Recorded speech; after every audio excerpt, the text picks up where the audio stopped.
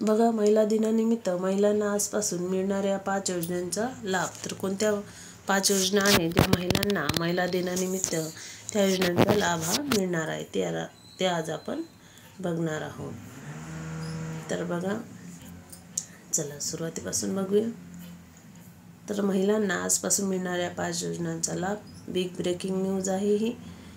तर महाराष्ट्र शासनाने महिलांच्या आर्थिक, सामाजिक आणि शैक्षणिक सक्षमीकरणासाठी विविध महत्त्वपूर्ण योजना आणि धोरणे राबविली आहेत. यंदाच्या आंतरराष्ट्रीय महिला दिनानिमित्त राज्य सरकारने महिलांच्या सर्वांगीण विकासासाठी अनेक क्रांतिकारी निर्णय घेतले आहेत.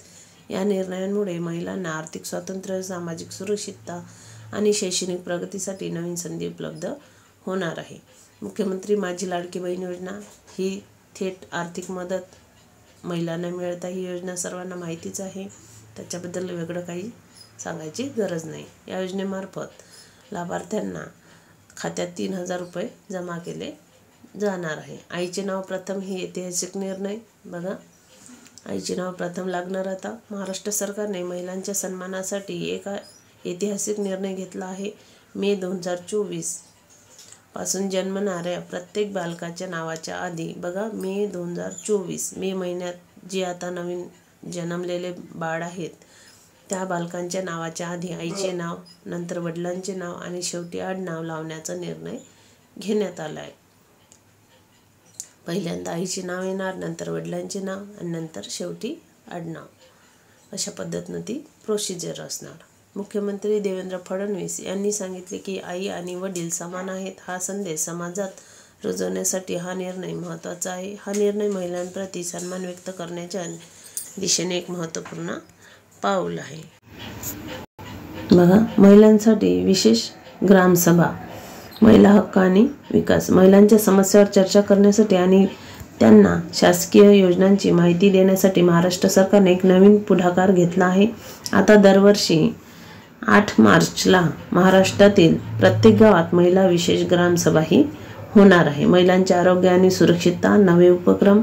महिलांच्या आरोग्याच्या संवर्धनासाठी महाराष्ट्र सरकारने अनेक नवीन महत्त्वपूर्ण पाऊले उचलले आहे. तर सर्व्हायकल कॅन्सर प्रतिबंधात्मक लसीकरण. बघा, महिलांच्या आरोग्यासाठी सर्व्हायकल कॅन्सर प्रतिबंधात्मक लसीकरण कार्यक्रम हाती घेतला आहे. या अंतर्गत 9 ते 14 वयोगटातील सुमारे 50 ते 55 लाख मुलींना ही लस दिली जाणार आहे. 2 नंबर बघा, आरोग्य तपासणी शिबिरे आणि हेल्थ कार्ड. महिलांसाठी विशेष आरोग्य तपासणी शिबिरे आयोजित केली जातील. तसेच महिला आरोग्यासाठी परमनंट हेल्थ कार्ड दिले जाणार आहे. अंगणवाडी सेविकांसाठी सुरू केलेल्या हेल्थ चेकअप कॅम्पच्या धर्तीवर महिलांसाठी परमनंट हेल्थ कार्ड आणि आरोग्य तपासणी शिबिरे राबविण्यात येणार आहे. 3 नंबर बघा, महामार्गावर महिलांसाठी स्वच्छतागृह. तर स्वच्छतागृहे महिलांसाठी आवश्यक आहे आणि ते सोय करणार आहे केली आहे. महिला प्रवाशांची सुरक्षितता आणि सुलभता लक्षात घेऊन महामार्गावर दर 25 ते 50 किलोमीटर अंतरावर महिलांसाठी शौचालय उभारली जाणार आहे. महिलांसाठी रोजगार आणि निवास सुविधा. तर बघा, पिंक ई रिक्षा योजना. महिलांना स्वयंरोजगाराच्या संधी उपलब्ध करून देण्यासाठी पिंक ई रिक्षा योजना सुरू करण्यात आली आहे. यंदा 10,000 महिलांना ई रिक्षा वितरित करण्याचे उद्दिष्ट आहे. ही योजना महिलांना आर्थिक स्वावलंबन मिळवून देण्याबरोबरच सुरक्षित आणि स्वावलंबी प्रवासासाठी महिलांसाठी विशेष वाहतूक सुविधा निर्माण करणार आहे.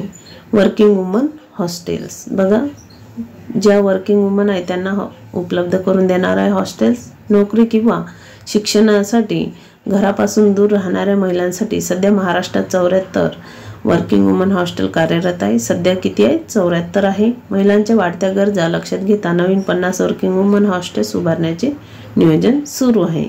आणखी 50 त्यात नवीन बनणार आहे. महिलांसाठी 18,000 जागांची भरती सुरू करण्यात आली आहे, ज्यामुळे महिलांना रोजगाराच्या संधी उपलब्ध होणार आहे. महिला सशक्तीकरणासाठी आदिशक्ती समिती. प्रत्येक गावात महिला ग्रामपंचायत समिती स्थापन केली जाणार आहे. या आदिशक्ती समितीच्या माध्यमातून महिला आणि मुलींना शासकीय योजनांचा लाभ मिळवून देण्यावर भर दिला जाईल. या समित्या महिलांना त्यांच्या हक्काबद्दल जागरूक करतील आणि त्यांना सक्षम बनण्यासाठी मदत करणार आहे. लेक लाडकी योजना. बघा, मुलींसाठी 1,01,000 रुपयांचे अर्थसहाय्य। तर महाराष्ट्र सरकारने महिला सशक्तीकरण आणि मुलींच्या उज्ज्वल भविष्यासाठी लेक लाडकी ही नवीन योजना सुरू केली आहे।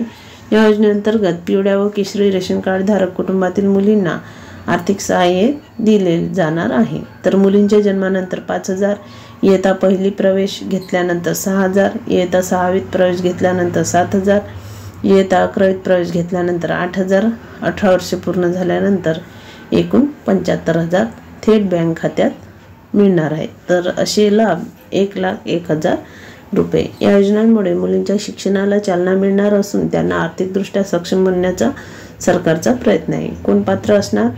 तर बघा, पिवळ्या किंवा केशरी रेशन कार्ड धारक कुटुंबातील मुली पात्र असणार। शैक्षणिक टप्पे पूर्ण करणाऱ्या विद्यार्थिनी, 18 वर्षानंतर अंतिम अनुदान मिळण्यासाठी आवश्यक निकष पूर्ण करणाऱ्या लाभार्थी।